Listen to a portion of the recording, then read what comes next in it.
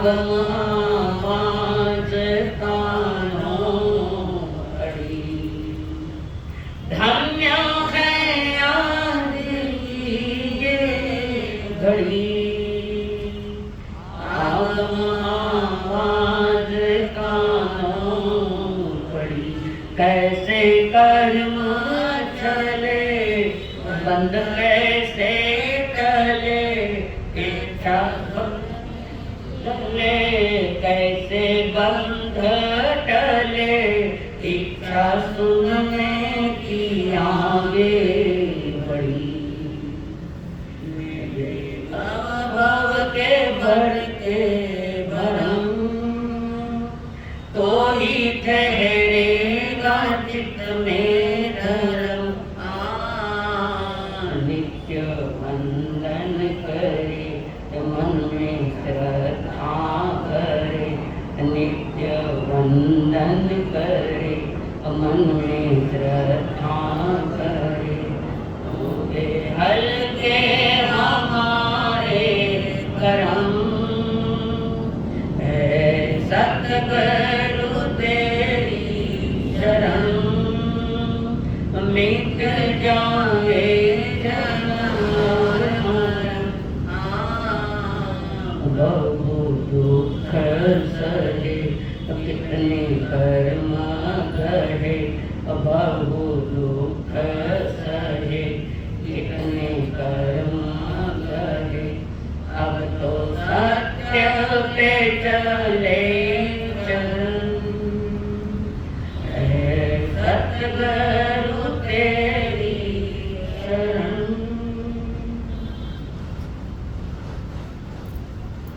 पंच परमेश्वर को प्रणाम, प्रणाम करो परमात्मा स्वरूप सब देव संयमित जीवन के सर्व साक्षी,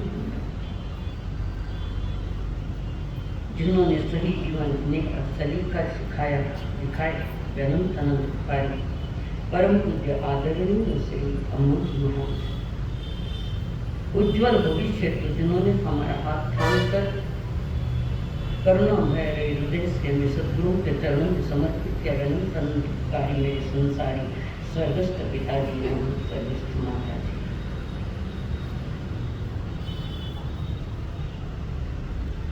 संसार में रहते हुए जीवन कैसे जीना चाहिए ये समझने के लिए जानने के लिए आई विद्वान आप सभी के भीतर में विराजमान भगवान को प्रणाम।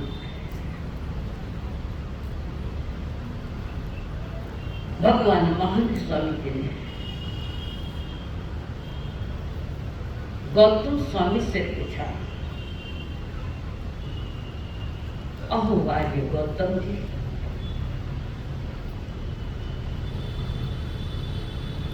यदि तुम्हें कोई नटखट घोड़ा मिल जाए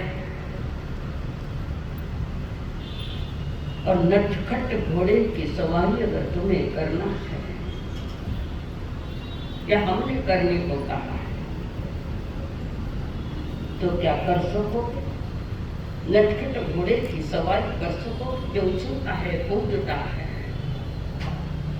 गौतम स्वामी ने कहा, बनते कृपा आपकी और पुरुषार्थ मेरा नहीं कर लूंगा सवारी नटखट घोड़े, कैसे करोगे? तो उछलता है कूदता है, आप कैसे करोगे वो सवारी? तब गौतम स्वामी ने कहा कि मेरे हाथ में लगाम है, लगाम अगर मेरे ही हाथ में है तो घोड़ा कितना भी नटखट हो उस पर मैं अंकुश लगाऊंगा। गौतम स्वामी लगाम अपने हाथ में अपनी लगाम, इस नटखट या दुष्ट घोड़े के ऊपर अगर हम नियंत्रण कर ले तो मंजिल तक पहुंचा जा सकता। लगाम के नियंत्रण है, उसके हाथ में है लगाम, बंद में जरूर कर सकूंगा और मुझे जहां पहुंचना है मैं पहुंच भी जाऊंगा अगर लगाम तो मेरे ही हाथ में है। और बिना लगाम के अगर तुम घोड़े पर सवारी करो, नटखट घोड़ा है तो क्या होगा? कहीं उछाल के फेंक देगा वो। बिना लगाम का जीवन ऐसा ही है। जिस मन पर, जिस इंद्रियों पर अगर हमारा नियंत्रण नहीं है, ज्ञान का अंकुश लगाया नहीं है, तो खतरे हैं, खतरे हैं। गौतम स्वामी और केसी श्रवण की चर्चा है 23वें अध्याय में। मन को कैसे जीता जाए, अच्छा मनोसाहस्य भी हो, महाभयानक साहसवान घोड़ा, ये दुष्ट घोड़ा दौड़ता रहता है, तो कैसे नियंत्रण करें? गौतम स्वामी ने केसी श्रवण जी से कहा, अहुआर्य, उस पर ज्ञान का अंकुश लगाया जाए। बिना ज्ञान के तो संसार के भी कोई भी कार्य नहीं हो पाता। ज्ञान चाहिए, जो भी काम करना उसका ज्ञान होना चाहिए। डाकू भी चोरी कब करना इसका ज्ञान रखता है, चोर भी करता है, कैसे चोरी करना, किस समय करना, किस स्थान पर करना, चोर पहले इसका ज्ञान कर लेता है, फिर चोरी करता है। तो उनके पास भी ज्ञान है, हमारे पास क्या है? हमारे पास इंद्रिय संयम, और जिसका इंद्रियों पर संयम है वे रूपवान है, रूपवान, और वही रूप स्वरूप की ओर ले जाने वाला है। तो इंद्रियों को रूपवान बनाना है। कैसे बनाना है? इंद्रियों को रूपवान बनाना बोले तो क्या करना है?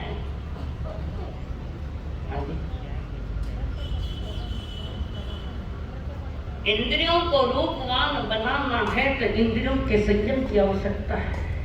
इंद्रियों पर कंट्रोल, और इंद्रियों पर कंट्रोल के पहले मन पर कंट्रोल होना हमारे। ये मन रूपी घोड़ा मन कहाँ कहाँ भागता है, एक सेकंड के लिए चुप नहीं है। और सारा मेल,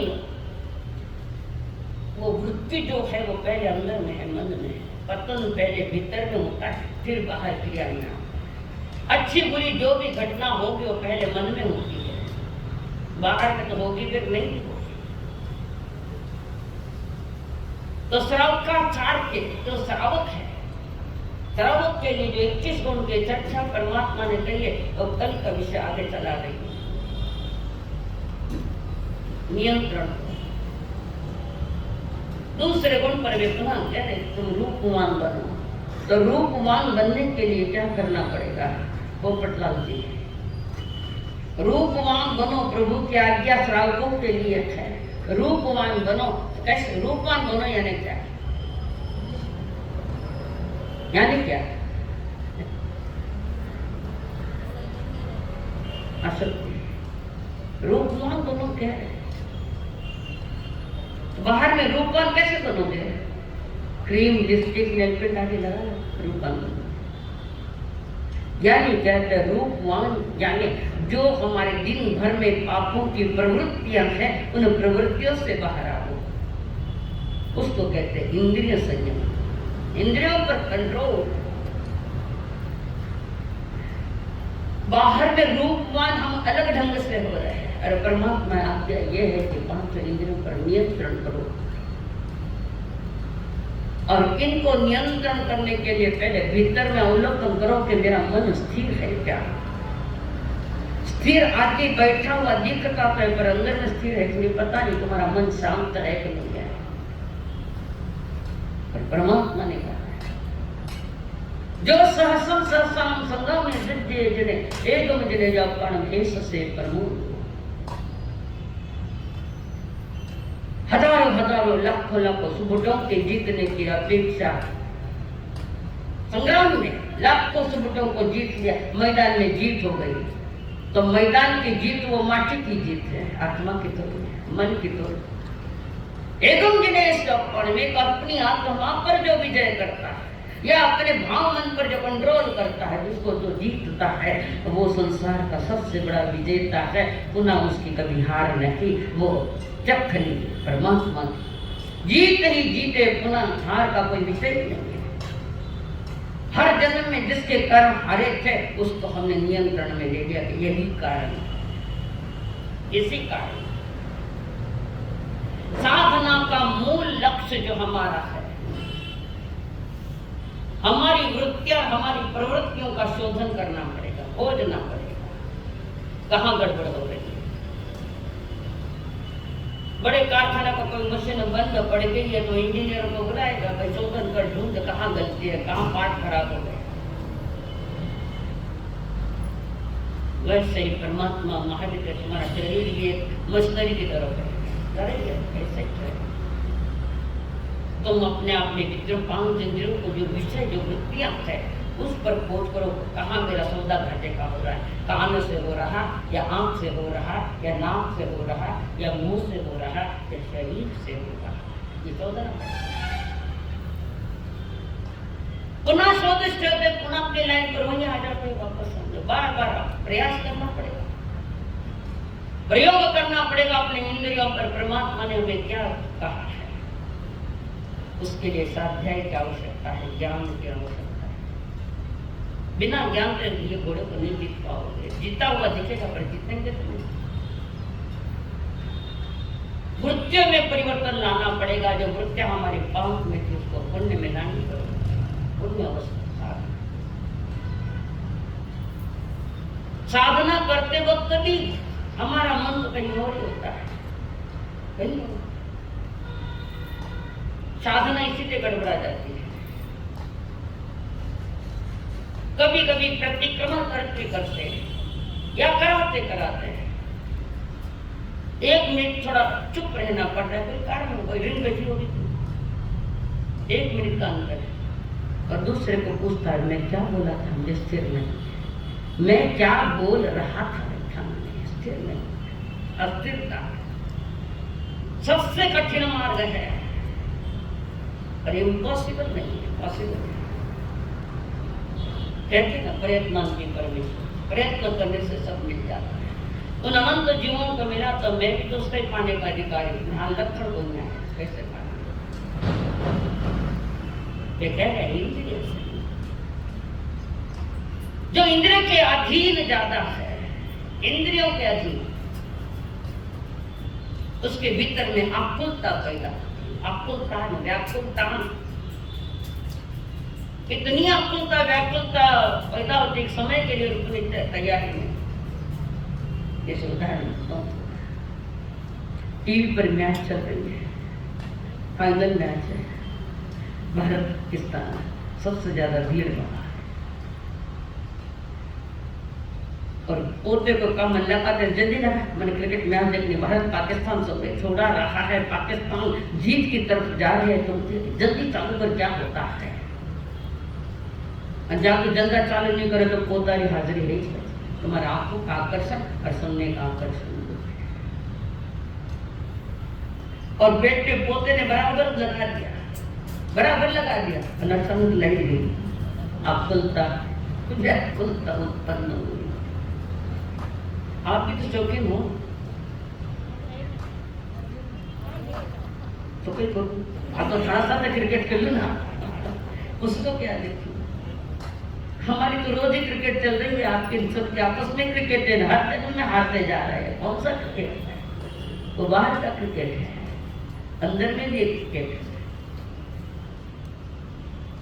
और ऐसे में लाइट छा जाता है, ये बेवकूफ ने हमारी लाइट चालू की, गाया चालू नहीं है, रसलिंग काम चालू कंट्रोल। अनुकूल प्रतिकूल परिस्थिति में जो संयम को संभाल लेता है वो अपने इंद्रियों को वश करता है। प्रतिकूल स्थिति है उसमें भी जो अपने आप को ठीक से 5 इंद्रियों का संयम रखता है, साथ में मन का भी संयम रखता है, तो उसकी संसार में जीत होने की संभावना तो जरूर है। इंद्रिय संयम, और माने इंद्रिया दुखड़ो बोलो, हर इंद्रिय को तो कुछ मांगती है कि जो धर्म के योग्य नहीं है, धर्म के अनुकूल नहीं है, ऐसी बात ही तुम्हारी कानन आंखन नांकन जबानन शरीर उत्तराधन सूत्र में इसका वर्णन दिया हुआ है। उत्तराधन सूत्र उन्होंने कहा हिरणी को पकड़ना है तो शिकारी तो बांसुरी बजाता है और इस बांसुरी की संगीत की आवाज सुनते सुनते हिरणी वहां पहुंच जाती आवाज सुनने के लिए। बड़ा मधुर लगता है हिरणी को और वो सुनने के लिए एकाग्र हो गई है हिरणी। वो बांसुरी की आवाज सुनने के लिए इतने एकाग्र हुई शिकारी आकर कब पकड़ ले गया पता ही नहीं होगा। इतनी लीन है हिरणी कान की।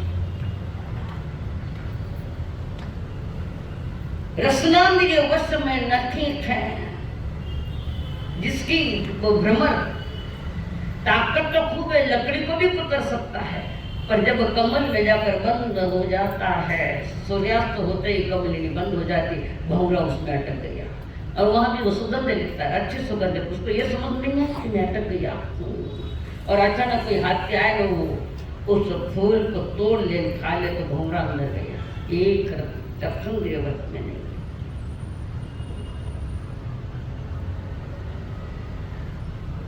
और एक घ्राणेन्द्रिय चक्षुंद्रिय के लिए नहीं, घ्राणेन्द्रिय के लिए होता है। चक्षुंद्रिय के लिए तो तुम्हारे पतंग आकर वे पड़ते हैं, छोटे छोटे जीव पतंग ज्योति पर अपने प्राण देते हैं। हाँ पतंगिया, एक पतंगिया की आंख वश में नखीक है और वो जाकर ज्योति पर जाकर अपने प्राण कुर्बान करता है। एक इंद्रिय वश में नहीं, पतंगिया भौरों की एक विषय एक इंद्रिय वश में नहीं, गंध सुगंध। और यहाँ कोई परफ्यूम डाल क्या घुमाएंगे, बड़ी अच्छी सुगंध है, सामयिक है, याद रखना, उठने जाए मत। हकीकत ये कि धर्म सभा में ये चीजें उपयोग में लेना कि नहीं। कितने के गंध आकर्षित होंगे उस तरफ। सुंदर सुगंध आई है और खींच ली दूसरी बार, तुम चोर हो, तुम्हारा नहीं है वो परफ्यूम जो तुमने पुनः खींच ली गंध। तीसरा वर्ग जाता है, साधु का तीसरा महावर्ग। अच्छी लगी तो बार बार खींच रही है। घ्राणेन्द्रिय वश में उस भ्रमरे में अटक गया। रसनांद्रिय के वशीभूत होकर मछली अपने प्राण गंवाती। मछुआरा जब मछलियां पकड़ने जाता है तो आटे की गोलियां करता, आटे की गोलियां, और आटे में कांटा लगा हुआ है, उस आटे गोली में कांटा लगा है और वो मछलियां दौड़ी दौड़ी आटे को खाने को आती है और उसके तालुओं में कांटा चुभ जाता है और उस मछुआरे के जाल में आ जाती मछलियां। एक स्पर्शेंद्रिय वश में नखीर है तो हाथी ने अपने प्राण गंवाए। हाथी ने अपने प्राण, हाथी को पकड़ने के लिए वे लोग बड़े होशियार होते हैं, एक बड़ा खड्डा कर देते हैं और एक कागज की हथनी बना लेते हैं, हूबेहूब हथनी जैसी कागज के बनाकर उस खड्डे पर थोड़ा घास फूस डाल देते हैं, उस हथनी को वहां उस पे खड़ी कर दी जाती है। और हाथी जब हथनी को देखता है और वहां आता है स्पर्श के लिए, सीधा हाथी खाड्डे में पड़ जाता है, खड्डा नीचे। एक स्पर्श इंद्रिय वश में नहीं, हाथी ने अपने प्राण गंवाए। एक एक इंद्रियों का ये हाल है तो तुम्हारा हमारा तो क्या हाल है पता नहीं। पांचों इंद्रिया खुलिए, पांचों क्या पांचों खुलिए, पांचों इंद्रियों की इच्छा हम पूरी करने में लगे हुए हैं। इच्छा आज तक पूरी नहीं हुई, अनादि का अनंत काल बीत गया, आज भी तो नहीं हुई। जिसके पांचों इंद्रिया खुली है उसका क्या होगा? सोचने लगे। ज्ञानी जन कह रहे हैं सबसे ज्यादा तुम्हारा जवानी में नियंत्रण जाना होना चाहिए, पर इंद्रिया उस समय ज्यादा पुरजोर ऊंचाई पर होती है। एनर्जी जवानी की एनर्जी है और उस शक्ति का प्रयोग अपने इसलिए कर रहे हैं। जवानी जिसकी संभल गई उसका बुढ़ापा भी संभल जाएगा। और हमारी जवानी में समझ हाथ नहीं गिरा, वो सही है, वो सही है, वो इंद्रियों को परिपुष्ट करने के लिए इंद्रियों को और ज्यादा शक्तिमान कर रहे और पाप प्रवृत्ति में ज्यादा जा रहे हैं। इंद्रियां बस में बड़ी फजीयत है, फजीयत है। हर जन्म में यही कुटाऊ करो, इंद्रिय विषयों के पीछे पागल बनकर परमात्मा का स्थान भी भूल गया और परमात्मा के सत्संग भी भूल गया। परमात्मा की वाणी का कोई आदर नहीं, इसका मतलब तुमने अपने आत्मा का भी इंसल्ट किया। अपमान, ये तो वैसा घोड़ा है, मन रूपी घोड़ा, ये शरीर वैसा है। इसको घोड़े की उपमा दी है, मन को घोड़े की उपमा दी है। घोड़ा भी दो प्रकार का है, एक रईस घोड़ा और एक सईस घोड़ा। रईस घोड़ा और दूसरा सईस घोड़ा। रईस घोड़ा जो घोड़ों की ओर चलते दौड़ा दौड़ते रेस रेस, वो देखने गया बेटा, तो तुम देखने गया।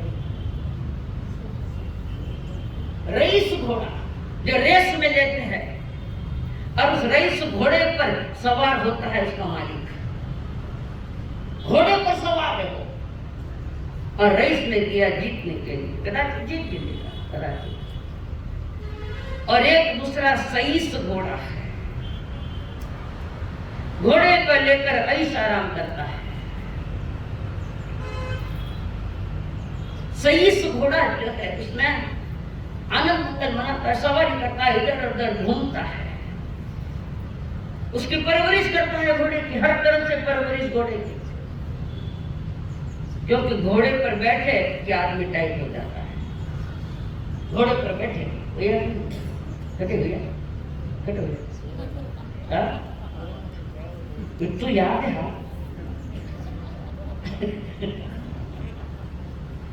नहीं?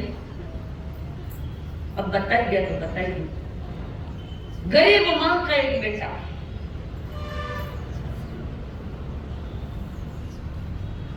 घर पवित्र, मां अच्छी, बेटा पर गरीबी है, वरदान मिला जैसे गरीबी का।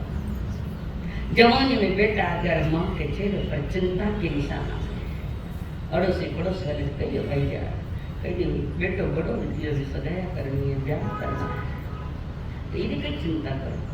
मैं लोग कहते वास्ते क्यों कहते मैं कहना वास्ते कभी क्यों कोई गरीब प्रॉब्लम होता है कि जान कर करो अपने साथ में, खाली साथ में नहीं, सहयोग होना चाहिए, साथ में रहकर न्याय लगाओ। न्याय क्या करो? सहयोग की भावना को मानना, रूपवान बनना है, उसमें ये भी गुण चाहिए कि तुम्हारा सहयोग की भावना को। अड़ोस पड़ोस वाले ने लड़के की सगाई कर दी, अच्छी लड़की की सगाई कर दी, शादी की तैयारियां। मां सोचती है मैं गरीब और मेरे बच्चे को घोड़ी पर बिठाना है, शादी करने की क्या करो?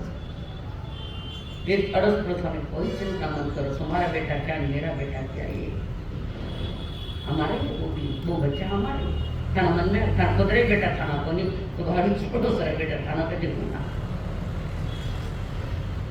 और सभी ने कहा हम घर पर जाकर श्रीमान जी को बच्चे की व्यवस्था कर देंगे, तो सबने कितने नहीं ले लिया। किसी ने कहा घोड़े का खर्चा मैं दे दूंगा, किराया जो भी मैं दे दूंगा। किसी ने कहा जो बाना पहनना, शादी का कपड़ा पहन नहीं पहन गया, तो थोड़ा आप ही साधु जी का कपड़ा पहन गया है। वहां तो पूरे के पूरे कपड़े हैं, जामान पायजामा जो कुछ भी होता है, तुर्रा लगाया, नमक लगाया, कोई के हमने गहने दे देंगे, सोने के गहने हम दे देंगे। किसी ने कहा बैंड बाजे हम दे देंगे, हमारी ओर से वो खर्चा होगा। किसी ने जामा पैजामा दे दिया और दूल्हा चला है घोड़ी पर बैठकर। तोरण माते खाली याद दिलो और दिन भर याद मत कर दो, तोरण माते भेजो माने। तोरण पर चला है दूल्हा, तोरण सामने, सासू सामने पाट पर खड़ी है, कौर सामने तिलक पर, आंखें में काजल गाली है, अनुमुंडा में गुड़ थप्पड़ नहीं गुड़। अब वो सासू तिलक करी है, सब नीचे नहीं झुके, नीचे नहीं झुके, पकड़ा यदि क्या इशारा करे संजय जी नाक पकड़ियो, क्यों पकड़ियो नाक? अब बताओ, नाक पकड़े तो क्यों पकड़े बताओ? बच्चे हमारी बात क्यों पकड़ा नाक? किसका नाक नहीं पकड़ा गया? नाक पकड़े सस के नकटा फिर ब्याह करने आएंगे, अनंत बार ब्याह करोगे फिर पास नकटा वे जाएंगे ब्याह करने। ये ज्ञानी तो वैसे ऐसे टाइट खड़ा, सासू परेशान है बेचारी और दोस्त आजू बाजू में खड़े हैं।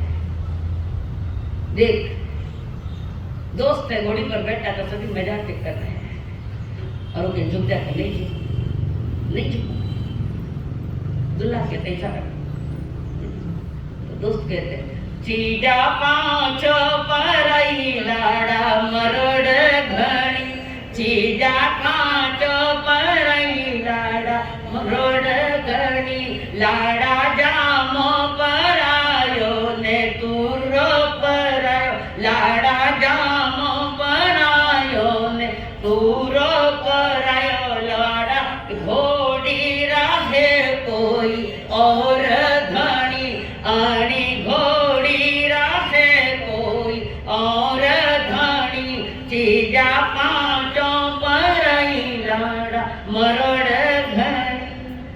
मारवाड़ गीत है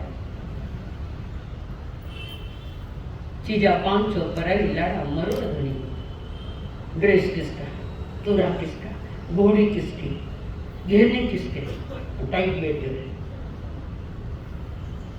प्रभु कह रही है पांच छह इंद्रिया हुई है, पांच इंद्रियों के साथ अहंकार है, ये धड़ी स्मशान में है।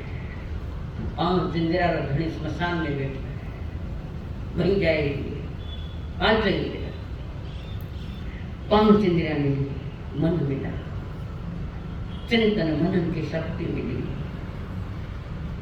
और इसका उपयोग नहीं तो हमारे समान भिखारी कौन करेगा, हमारे समान दुखी कौन करेगा।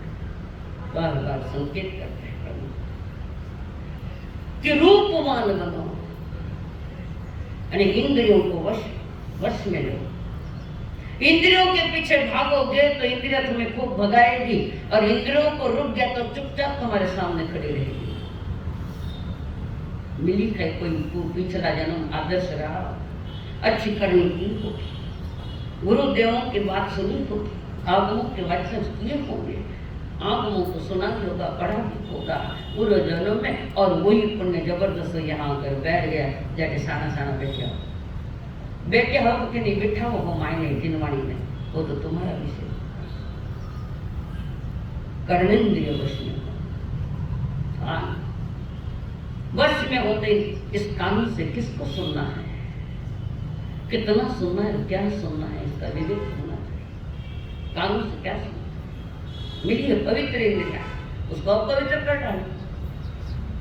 दो नारी पंचायत तेरे बाता निंदा विकता सनम ने कानून कर बिगाड़ दिया, कान भी गया और पुण्य भी खत्म हो गया। पुण्य में मिले तो वो भी चाहिए, पुण्य भी चाहिए। स्पर्श रस दिए चक्षुंद्रिय वश में हो, नहीं देखो जटिल मत होता है। आजकल तो कंकड़ रोड मारते पिक्चर है, फोटो भयानक विचित्र फोटो, बेशर्म जैसे वो फोटो, और बार बार नजर उधर जाती है। नीचे मुंह करके चलो आगे मत देखो, कारण ये चित्रों को देखकर भी काम रख जाता है। चित्र भी कमजोर मत समझो, विचित्र विचित्र नारियों के फोटो पोस्टर पर, सिनेमा थिएटर में वही है, टीवी में वही है। आधी रात में तो ब्लू फिल्में चलती है, घर के बच्चे देखते रात आधी रात ब्लू फिल्म, समझता ब्लू फिल्म, ब्लू फिल्म समझता। अब समझ जाना, जहां से शील और शालीनता रक्त चक्रवर्ती फालतू फोटो, गंदे फोटो जिसमें कामरागी सेक्स है, ऐसे मध्य रात्रि में पिक्चर देखते बच्चे हैं, टीवी में रात्रि दिखाते हैं, फिल्म नहीं देखना है। श्रावक की कोठी में आना है, परमात्मा की आज्ञा का पालन करना, की बातों से अलग होना पड़ेगा। पहले आज तो इंद्रियों का संयम छूट जाता है जो रात में ब्लू फिल्म देखता है। चक्षुंद्रिय वश में नहीं। बेचारा पतंग अपनी जान गंवाता है चक्षुंद्रिय वश में, घ्राणेन्द्रिय वश में नहीं। बार बार चाहती कुछ सुगंध, ये बाटली में लो अत्तर खत्म हो गया, लेना ही देख मंगाओ क्यों? कितनी प्रकार के इत्र, कितना फूलों का घमासान हुआ उसमें, कितने फूल कुचले गया उसका अर्थ निकाला है। कई तरह के सुगंधी वो इत्र कैसे बना, थोड़ा इसका सोच लेना, फिर विचार करना। जन्मते फटोस, वो भी नाम है, कई नाम है, कई गुलाब के हैं, गंध गुलाब का, कई और किसी की गंध, नाक वश में नहीं। कितने प्रकार के परफ्यूम है, कितने प्रकार के कलिकल है, वश में नहीं हमारा नाम। रसनेन्द्रिय भी वश में नहीं। माँ रसोई बना खा रहे तो उन्हीं को मन बहुत सही है, टेस्टी बना, टेस्टी नहीं तो होटल में जाऊं, ये भी तुम अपने जबान के टेस्ट मांगते हो, ज्ञानी कहते टेस्ट नहीं, अभी फाइनल मैच है, अभी टेस्ट मैच है, जो भी मिला खा लिया। पर महिलाएं भी जरा विवेक रख के व्यवस्थित बना तो बच्चे खा सकते हैं, पति खा सकते हैं। घाई तो नहीं काट लो, जल्दी जल्दी रसोई करनी, क्यों कितनी पार्टी में जाना नहीं है। जो भी भोजन करो परमात्मा के साक्षी से भोजन बनाओ, परमात्मा के साथ। एक महिला ने इतने क्रोध में रसोई बनाई, भयानक क्रोध में, भयानक क्रोध हुआ, रसोई बनाई और फिर नन्हा बच्चा भूखा था, उसी मां ने उसको दूध पिलाया, दूध में से जहर गया।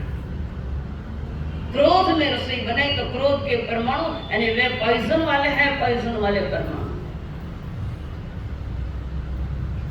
पॉइजन में परमाणु होते नहीं होते हैं, फिर हो गया नहीं, परमाणु है, मर गया बच्चा। ये घटना घटी है, मजाक नहीं कर रही हूं, ये रियल फैक्ट बता।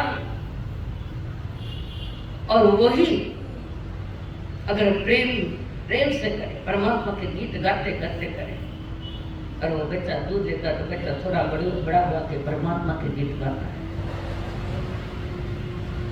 वैजापुर में तपस्वी राज गणेश लाल जी महाराज का चतुर्मास था वैजापुर,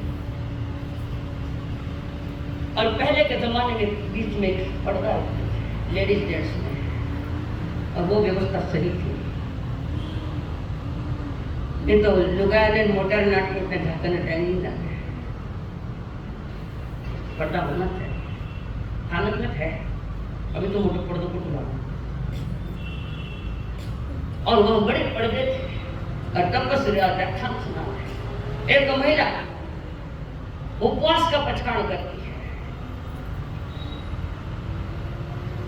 दूसरे दिन 2 उपवास, 28 करी,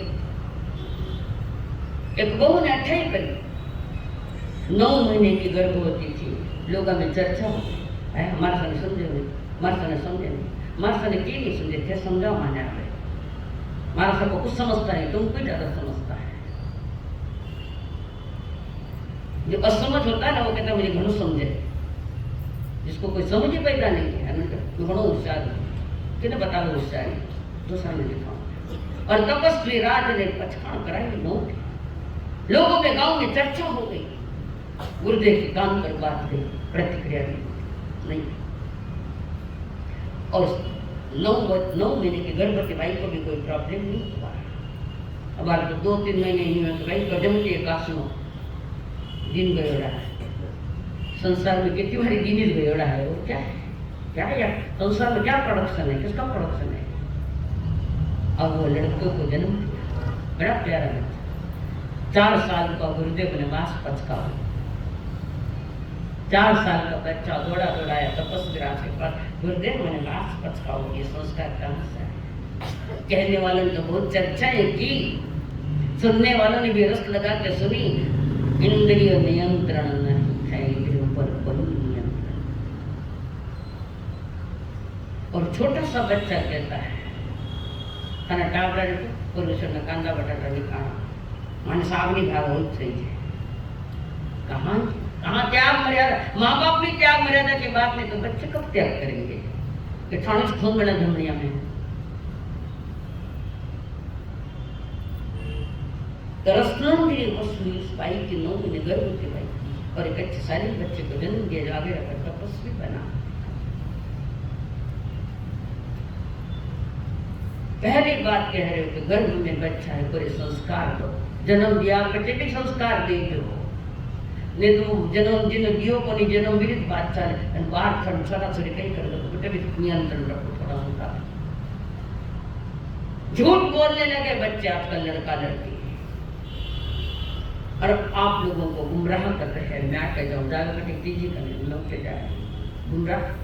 19 साल तक तो बच्चे पर ध्यान रखो, 19 साल की उम्र तक संस्कार दो उनको, और 19 साल के कुछ खास कोई भय नहीं, कारण संस्कारों से मेरे कठिन में ध्यान बैठा तो प्रॉब्लम नहीं है। ज्ञानी जन कहते हैं कर्णेन्द्रिय वश में करो, रसनेन्द्रिय चक्षुन्द्रिय घ्राणेन्द्रिय रसने स्पर्शनेन्द्रिय। इस शरीर व्यापी स्पर्शेन्द्रिय का या हाथ का ये भी स्पर्शित है, सही उपयोग करो, सदुपयोग करो। इन हाथों से किसी को दान दो, किसी को अन्न दो, किसी को 9 प्रकार का पुण्य। इस स्पर्शेन्द्रिय का सही उपयोग करो, परोपकार करो। पैर का उपयोग करके सत्संग में जाओ, पाँव का उपयोग करो, वहां भी स्पर्श है, पूरा बॉडी में स्पर्श नहीं है। सदुपयोग किया तो जमाना ने टिकाई लियो, जन्म ने सुधार लियो। शरीर का उपयोग हिंसा लोगों में मत करो, सत्संग में करो। जिन्होंने सुनने के लिए बैठ जाओ वहां पर।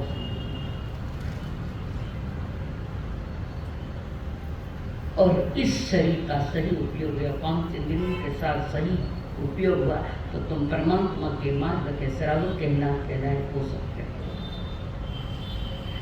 सुंदर रूप है तो शासन की प्रभावना में भी काम आता है। सुंदर रूप मुनि का हालांकि खतरा है, फिर भी सुंदर रूप है और मुनि अपने आप इंद्रिय वस्तु में इंद्रियों पर कंट्रोल है। संतों के लिए सुंदर रूप मिले तो जिन शासन की प्रभावना ज्यादा करे। इतिहास साक्षी है हमारे यहाँ वज्र स्वामी मुनि हुए। वज्र स्वामी अति सुंदर रूपवान पूरे के पूरे, और वज्र स्वामी ने दीक्षा ली उम्र के 9 साल में। गुरु के पास ज्ञान अभ्यास भी करा है, और दर्शन को आते तो हर कोई वज्र स्वामी के पास ज्यादा बैठने का भार होता। मान सुंदर बच्चा घुंघराले बालों के साथ जैसा कहीं खिलता हुआ चांद ने सुंदर वज्र। और ये जब विहार करते किसी गांव में आते 1000 लोग इनके पीछे पड़ते हैं, पर उन हजारों के चक्कर में नहीं गए। हजारों को परमात्मा का मार्ग दिखाया, वितरागता का मार्ग दिखाया, श्रावक बनने का मार्ग, पवित्र तीर्थ बनने का मार्ग बताने वाले वज्र स्वामी। उनके रूप का प्रयोग ऐसा हुआ। अनाबारा साधन थोड़ा रूप मिले के मटर नहीं खाना, कभी कभी रूप भी घातक होता है, अतिरिक्त। जैसे बेचारी को मिला हुआ रूप पतन का कारण है। बेचा को रूप मिला पर पतन के कारण मिला, बेचारी को रूप मिला पतन के कारण में जा रहा है। जबकि पवित्र और चारित्रवान आत्मा को मिला हुआ रूप प्रभावना का, धर्म प्रभावना का कारण बनता है। धर्म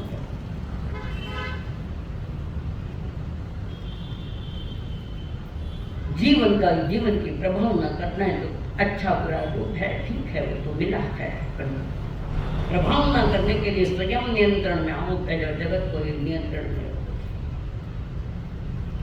पूर्ण के पूर्ण इंद्रिया मिली है, जिस मार्ग अंतिम मार्ग पर चलना है, जैसे पूरी के पूरी इंद्रिया आपको मिली, हमको मिली है। जीवन उत्थान के लिए मिली है, जीवन के विकास के लिए मिली है। जीवन का विकास है कि जीवन का रहस्य। मन को नहीं मालूम था, नहीं मालूम। जिसका उसका अपना अपना निर्णय करे कि जीवन उत्थान के लिए, कारण संयम मनुष्य जीवन के लिए सौभाग्य का कारण है। संयम, इंद्रिय संयम सौभाग्य का कारण मनुष्य, जिसने अपनी इंद्रियों को जो देना चाहिए वही मान दिया। पर कई लोग ऐसे को बूढ़ी पूरी उम्र हो जाए 80 के आगे समय करो कहते हैं नहीं करा, हमारे सब बेटी जो कोई तो सोता सोता करने को नहीं जगह कहीं भी बहाना है जिसको करने बूढ़ी उम्र हो गई 80+ में चला गया,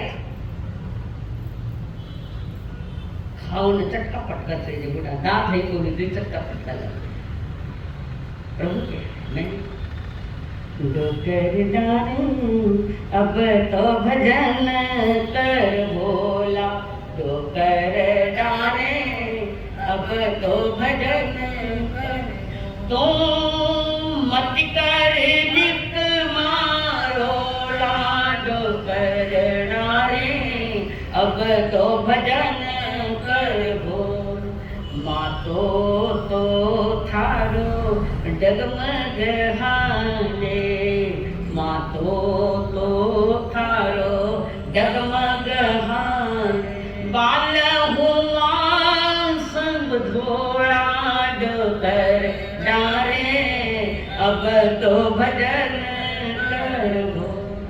छगनलाल जी के मनीष सबके लिए अकेला कोई नहीं है, कोई नहीं छूटेगा यहाँ। आँख्यां सुखाने पूरो नहीं दिसे, आँख्यां सुखाने पूरो नहीं दिसे, बढ़ गया अंदर डोड़ा डोकर डारे अब तो भजन कर भोला, डोकर डारे अब तो भजन कर, बढ़ गया अंदर डोला आंखें मिल गई, जहाँ से मेरी मजा आई हो कई बार तो तबियत ठीक होनी आंखें मैंने घड़ी गई भी, अब उम्र का तक आ जाए वो तो जाएगी अंदर, मनी के बाद तो घड़ी दुबला हो गया,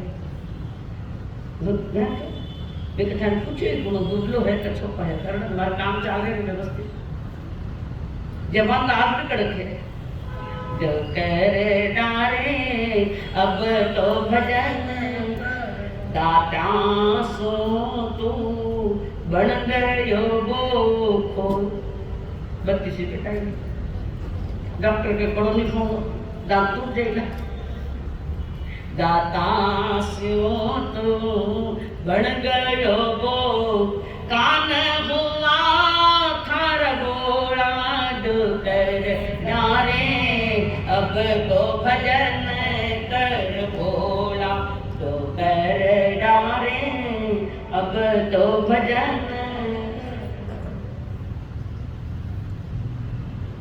जवानी में ठीक से संभाल ले तो बुढ़ापे की फजित तो नहीं होती, बुढ़ापा आगे आंख महंगे का नाम सुनी जे कोनी, तो जो कम सुनना वो जोर से बोलता उसको लगता है वो भी नहीं सुने। देखो प्रैक्टिकली देखो जिनको सुना ही नहीं रहा वो तो जोर बोले मिलने के सब बोला ही चाहिए होता हकीकत है ये, हमारे ये कान बोलो तुम्हारी परिस्थिति वैसे ऑपरेशन की का हमारे कान नहीं मिटाते 100%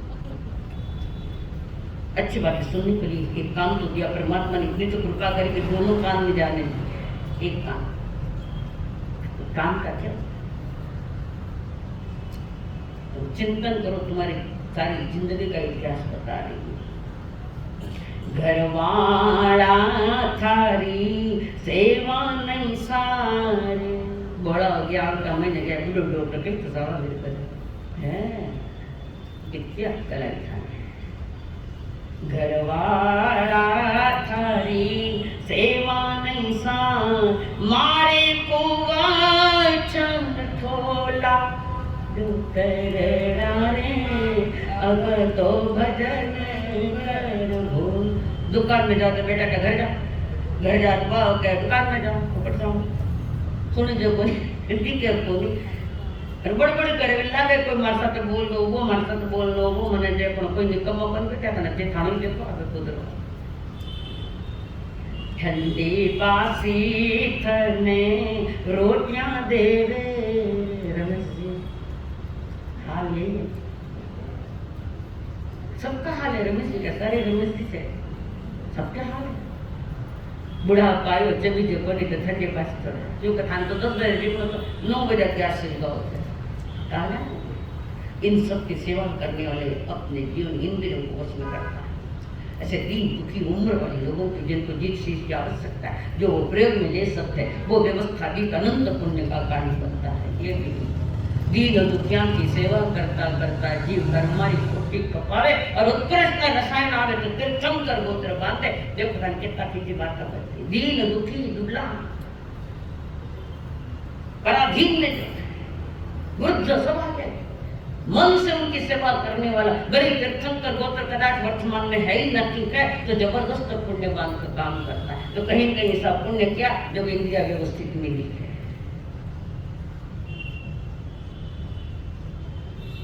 ठंडी बासी थने रोटियां देवे सोवण टूट्या खटोला डारे अब तो भजन कर भोला तो कर डारे अब तो भजन कर। ना तुमसे कोई बोलना चाहता है, ना तुम्हें कोई देखना चाहता है, ना कोई तुम्हारे पास बैठना चाहता है, और ना कोई नई चीज तुम्हें लाकर देना चाहता है। तुम्हारी दुर्दशा अपने हाथों से करी।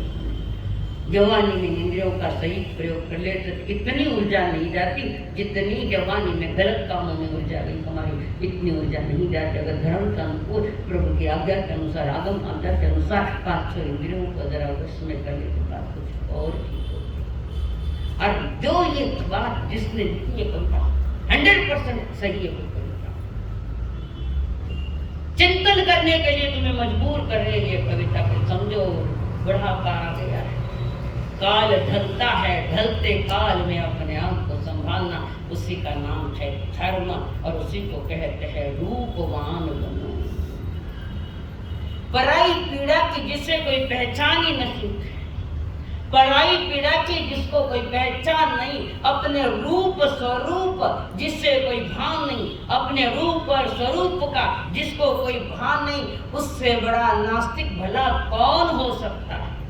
उससे बड़ा नास्तिक भला कौन है? पैसों के सिवा जिसका कोई भगवान नहीं है, पैसा ही भगवान जिसके लिए है। तो बुढ़ापा में किसी नहीं रहा आपने बाहर के आकर्षण में कितना नुकसान कर लिया उनको नहीं।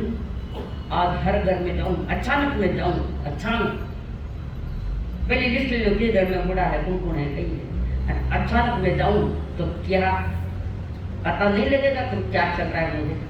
के न जाऊं तो पहली थोड़ी सेवा करे, बता रहे लोग करें हो दादी साहब ठीक है कहीं 6 महीनों दादी साहब मुंडे लेके दादी साहब ठीक है कहीं मारा अर्चना जी होगा है ना दादी साहब के खावने लाऊं कहीं। तो पूछा किसके भैंस से पूछा, खतरनाक साध्वी खड़ी है वहां। खतरनाक तो होंगे तुम, कितने खतरनाक हो, तुम्हारे खतरे से बाहर निकाल दूंगी मैं। खतरनाक बन के तुम्हारे सारे खतरों से तुम्हें बाहर निकाल दूंगी। खतरा तो मुझे मोल लेना ही है। लोग कई कैसे मंदिर पर लोग क्यों नहीं हुए क्या मन के जगह लोग परमात्मा की वाणी जाते, प्रभु की वाणी क्या कह रही है मुझे वो समझना है और उस अनुसार मुझे करना। साधु अपना धर्म निभा रहा है कि खाना बनो रोटी कपड़ा मकान लेवा तो थाने जिनवाणी भी सुना और मन नहीं करता कि ये भी सुखी बने, सभी सुखी बने। मेरी भावना है, गायक नहीं भावना, मेरी भावना। कितनी बार गायक गई करो, कहीं याद करो, टाइम पास कर लो, करा क्या पता। 5 इंद्रियों पर कंट्रोल करो, उसका नाम है रूपवान बन। गुणवान इतिहास साक्षी है।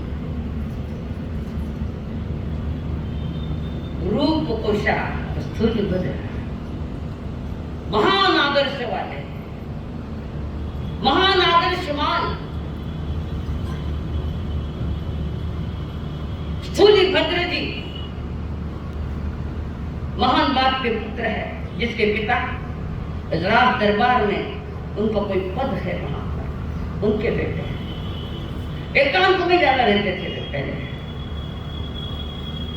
तो उनको वीणा वादन में बड़ा आनंद आता था और वीणा बजाते, एकांत में जाकर वीणा बजाते। अपना एक गुण खोलो, एक कल खोलो, अरे एक कल खोलो छोड़ है, एक कल तो।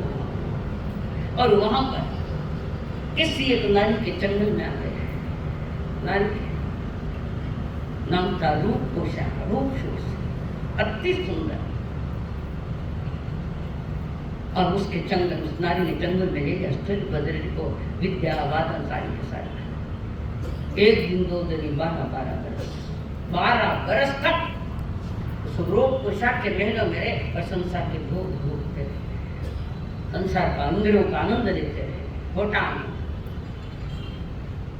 और ऐसी कोई घटना घटी कि वे झरोखों में बैठे, एक शव यात्रा आ रही थी और बाहर जाके देख रहे, और जैसे ही शव यात्रा नजीक आई तो छोटे भाई को, श्रेष्ठ को देखा हाथ में हंडी है, सगे भाई को देखा हाथ में हंडी दी है।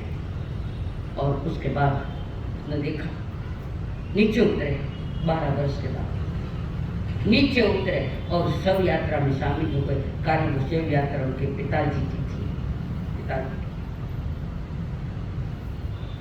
किसी कारणवश राजा ने उन पर आरोप लगाया था, हालांकि वो नहीं प्रसिद्ध नहीं था। और जब आरोप लग गया तो संसार में याद रखना, समझदार की मौत है, मूर्खों की कोई मौत नहीं है। दुनिया में मौत होती है तो समझदार की वो मौत को समझता है। और आरोप लगा के इससे तो मर जाना अच्छा। और उसने अपने बेटे को तैयार किया, श्रेष्ठ को तैयार किया, जब मैं राजा के दरबार में बादशाह को, राजा को नमन करने जाऊं, इस तलवार से मेरी गर्दन काट देना। बेटा रो रहा है, बाप कहता है खानदान का प्रश्न है, इज्जत का प्रश्न है, तुझे ये काम करना पड़ेगा। रोते रोते बेटा तैयार हुआ और बाप गया राजा के दर्शन, बादशाह के दर्शन कर चुकाया, उड़ा दी गर्दन। तूने याद क्या किया? राजा ये कलंकित है, इनको क्या जीने देना, ये कलंकित है, तुम्हारी नजरों में ये कलंकित है। और सारी घटना जो राजा को पता लगी, अब पश्चाताप से क्या है, फेविकॉल थोड़ी जगह गर्दन चिपकाई दी नहीं, क्या फेविकॉल तो बड़ा।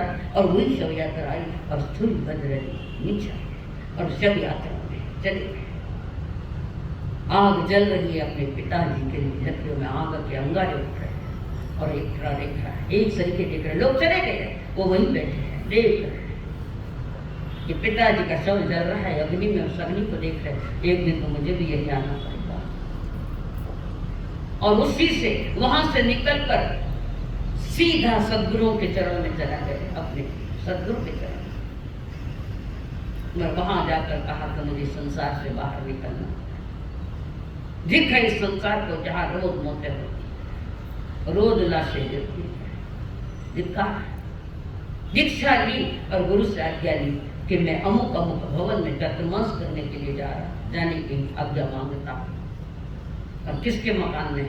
रूप पोषा, जिसके साथ 12 विषय 12 वर्ष असंयम में रहे, मर्यादा ऐसा ही छोड़ गई, प्रमाण की आज्ञा मांग। गुरु ज्ञानी थे और गुरु ने आज्ञा दे दी और वे गए और उनसे पूछा मैं यहाँ चतुर्मास करने की इस जगह की आज्ञा मांग। उसको तो वही चाहिए था, आगे पासा गया पर पाछे मारी याद आएगी तो आई याद है, पर रूप को सब कहाँ पता हकीकत क्या है।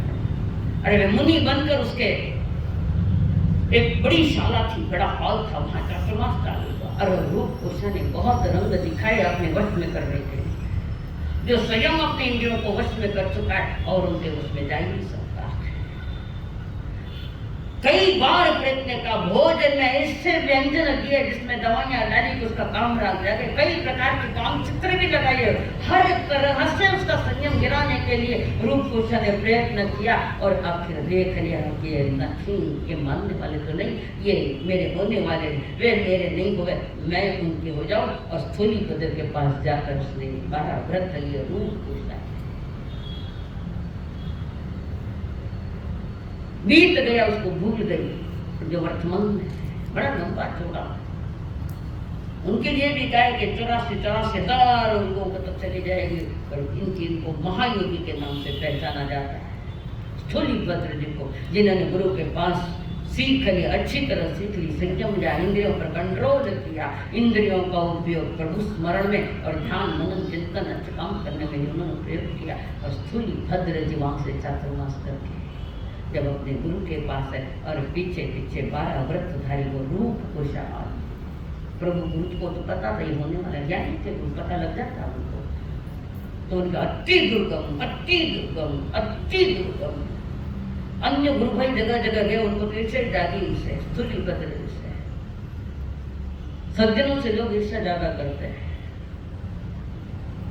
दुर्जन लोगों के पास उनके पास कौन उनकी ईर्ष्या करता है? ज्ञानी कहते हैं रूपवान लोग, इंद्रियों के अधीन ज्यादा ज्यादा मत जाओ, आकुलता व्याकुलता आग लाइयो को नहीं, मैंने खाऊंगा तो आग लाए, खाने क्या आकुलता। सिंह मोदक, सिंह मोदक लड्डू खाने के लिए एक मुनि के रसना उसमें नहीं थे, और उसको आज मन में आया कि मैं सिंह मोदक लाडू खाऊंगा, तो अंतगढ़ में बताया वो लाडू, और हर घर घर में जा रहे हैं, याचना कर रहे हैं सिंह मोदक लड्डू के, याचना करते करते रात हो गई। और सिंह मोदक लाडू ने भूला दिया कि मैं साधु बनाऊं, संयम हूं, मुझे धर्म स्थान में जाना चाहिए, और वो घर घर रात सूर्यास्त ढल भी गया, सूर्य ढल भी गया, और वो मुनि सिंह मोदक लाडू की गवेषणा करते करते जा रहे। एक श्रावक ने देखा, और श्रावक ने मुनिराज से, किसकी गवेषणा कर रहे हो, दो क्या चाहिए आपको, देखो श्रावक कैसा है, सिंह मोदक लड्डू खाना है, चलो मेरे घर है, सिंह मोदक लड्डू हमारे लिए बनाया होगा, चलो आप ले। और फिर उन्होंने पात्रा का सिंह मोदक लड्डू वहाँ पड़ा है, पात्रा वहाँ रखा गया है, उसके पहले सेठ कह रहे मुनिराज जी मुझे नौका से पचकाए दो। श्रावक कह रहा है मुनिराज मुझे नौका से पचकाए दो, शब्द था नौका से पचकाए दो, इसका मतलब सूरज ढल गया है। और मुनि ने देखा कि सूरज नहीं, अंधेरा अंधेरा खा गया, और मैं रसना मेरी एक लड्डू के लिए उसमें नहीं, एक लड्डू नहीं डाल सकता मैं, मेरी रसना मजबूत नहीं, वो खाना चाहती है कुछ। और जैसे ही श्रावक के विवेक ने मुनिराज को सही जगह ला दिया, और वहाँ से निकले सीधा, और गुरु जी के पास सारी आलोचना करी, संयम लिया, उत्कृष्ट संयम पाठ कर मोक्ष के अधिकारी बने। मुनि सिंह मोदक सारे इंद्रियों को कंट्रोल कर आत्म ध्यान में लीन हो गए, प्रभु की आज्ञा का पालन किया गया। संकल्प हो हमारा